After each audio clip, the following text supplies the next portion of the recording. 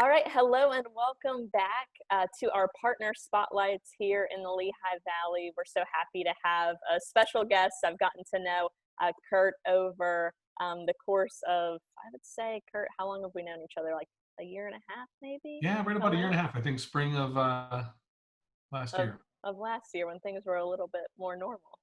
That's But right. no, not everyone knows you, but we have Curt Mosel on the line today. He's the Chief Operating Officer at ArtsQuest, and he's doing some amazing things even before the pandemic and even during the pandemic. I know, we've shared some things about adaptability and really how ArtsQuest is positioning themselves. But before we get too into the weeds of that, I'd love for you to kind of talk to our audience about what ArtsQuest is, maybe how it started, and how your role kind of fits into everything.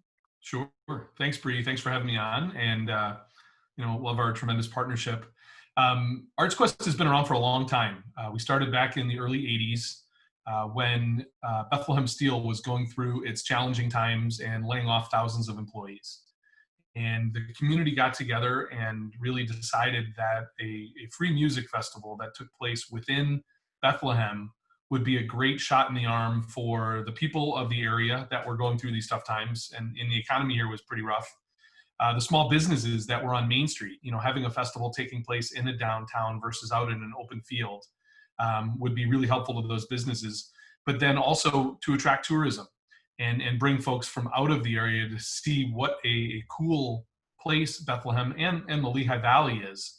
So Music Fest was formed, and in that first year, 182,000 people came out, and our founders and some of the partners that are still with us talk about how they gave away more beer than they sold that year in order to get it going. But But what uh, fabulous attendance for a first time event. My goodness. yeah, 9 days, 180,000 people really got the event off the ground and on the map right from the get-go.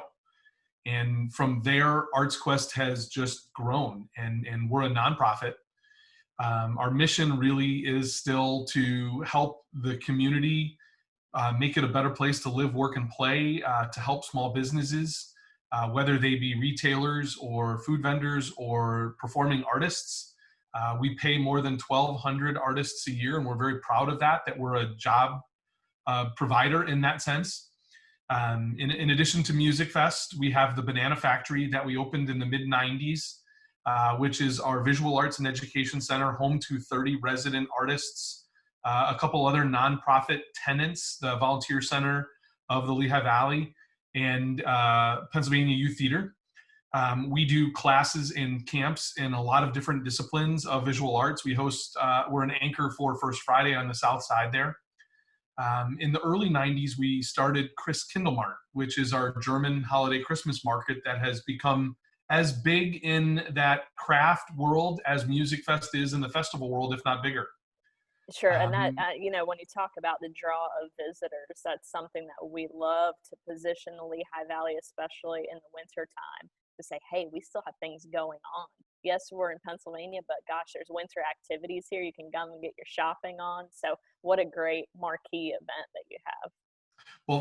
thank you. And being Bethlehem and hyphenated as the Christmas city, putting on a German Christmas market during that time of year with such rich history to the valley made perfect sense. And you're right. It's an opportunity for vendors to come in from states all up and down the eastern seaboard, and from people to come from near and far to participate in.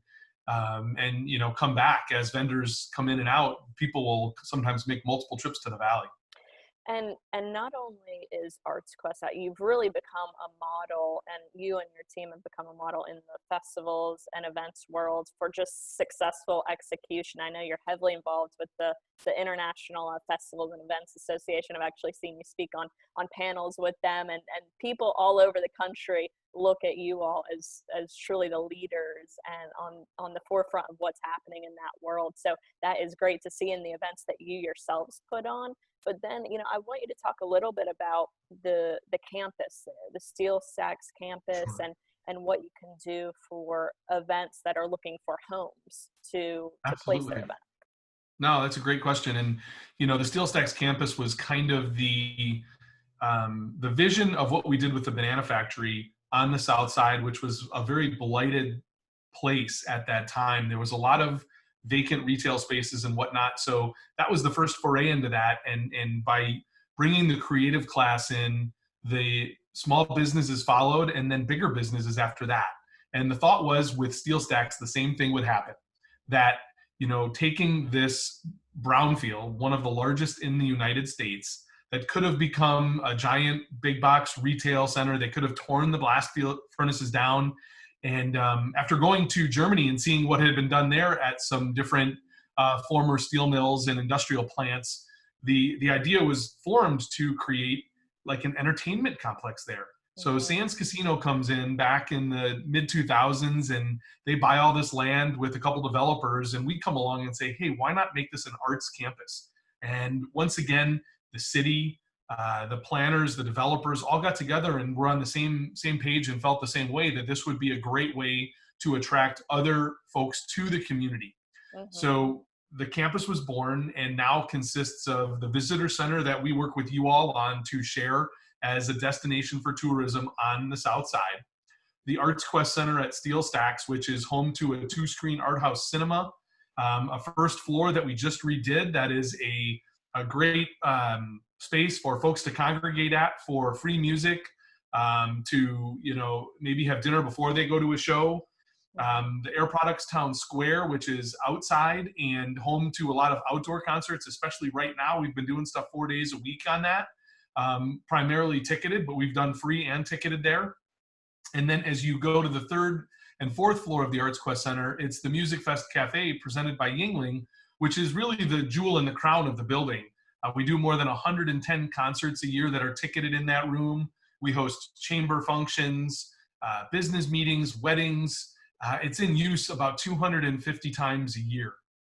And I've been to a comedy show there before. I know you do a lot with the comedy scene, which is awesome. Yeah, From stand-up and improv classes. comedy. It really is, the programming really has no limits. And whether it's our programming that we're doing firsthand through our programming team, or as you mentioned, we do have outside organizations coming in, renting the facility for nonprofit events, for maybe it's a group out of Philly that just travels around and does, pizza fests or things like that. They look at the campus and they say, what a great, attractive blank canvas where we can come in and make it what we want to make in order to have the program have a cool, unique home. Well, that's what I always even tell event planners, meeting planners when they're looking at the Lehigh Valley. I'm like, hey, you can set your event in front of history just with the way that the blast furnaces are positioned there. And even as you know, we started our Certified Tourism Ambassador program a little bit earlier this year, and we're continuing that. And during the itinerary planning section of the class, we always like to encourage folks to say something that a visitor can do for free. And I tell you, the concerts over there at the Levitt Pavilion, they always bubble to the surface as the thing to do that's free, where you can, catch, which you mentioned some ticketed events, but you offer so much programming that's free as well. Yeah, you're absolutely right. 40% of the programs ArtsQuest does are free. And the goal behind that is we really want to be there as a resource for the entire community, regardless of their socioeconomic status.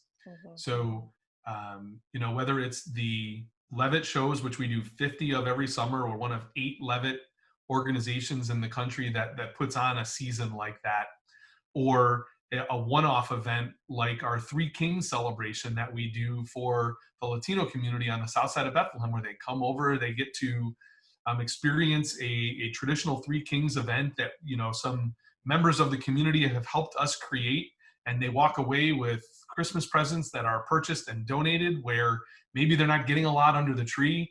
It's really a great feeling to be able to put on something that gives back And welcomes people from all over, in any capacity. So it's a really special thing. We definitely want to congratulate you and your team on all the work and just the adapting that you've done these past couple of months to keep programming alive. I know Music Fest took on a different look this year. And, we're so looking forward to next year when things can, we hope, we can see your programming again in person and get to experience it. But, just congrats to you and your team for, again, just successful execution these past couple of months. Sure, it's been a challenging time, and we couldn't get past not doing Music Fest. We couldn't get past not trying to take what we've been given to work with the regulations on what is possible, and really try to find ways to manage these programs as best as possible safely for what we can do in person, virtually, like we did with more than 100 concerts for Music Fest. And then a lot of the outdoor dining that has continued since, and into our Oktoberfest, and now Christkindlmarkt, with having more than 60 vendors a weekend and starting 6 weeks early, but giving everybody yet again that opportunity to experience that event safely, in a place where a lot of other folks just haven't been able to figure out a way to do it. And for our viewers, what if they're looking to come in for Christkindlmarkt this year? What can they expect, and what's the timing of when the event takes place for this year's modified version?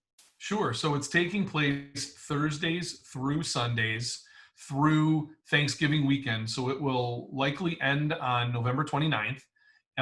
Opens at 10 a.m. every day, goes until 6 p.m. on Thursdays and Sundays, 8 p.m. on Fridays and Saturdays. Tickets are available for advanced purchase, and we do recommend that at christmascity.org. Initially, we were doing timed entry, but with the change in, again, state mandates, we've been able to learn and then work with city health officials to make sure that what we're doing is well within the parameters of what they advise. So we can have about 2,000 people down there at any one time. And, advanced ticket holders are going to have no problem getting in. If we're at peaks, folks might have to wait a little bit to get in on Saturdays, for example, but we haven't experienced that yet. We also have outdoor dining going on down there around that. Typically, we do it in the evening. As it's getting colder out, we're doing that in the afternoons. So we're doing outdoor dining afternoon shows on Saturdays and Sundays now down at Steel Stacks campus, where you can basically buy a table for up to 4 people, come enjoy a great concert, a great meal in the middle of the afternoon, and maybe catch Christkindlmarkt before or after. Well, the beauty is too, and now that I'm about to say it, it might not happen, but I've been hearing that this winter is supposed to be mild, this fall and winter. So, hopefully that means we can get more people outdoors, Christkindlmarkt, among, some of the other things you're doing out there, and get to experience it. So I think folks have a lot to look forward to here, when they come and walk onto your campus. So, Curt, I, again, appreciate you and all that you do with your team to kind of lead the charge in the events world, and it's been a great partnership, and we'll just continue to move forward, and we look forward to all the things that you all have coming down the pipeline. Well, thanks, Bree, and thanks for all that you're doing and your whole team is doing to bring people into the Valley. The synergies of the partnership are fantastic, and we'll just keep it going, right? Definitely. All right. Thanks, Curt. We'll talk to you soon. Thanks, Bree. Take care.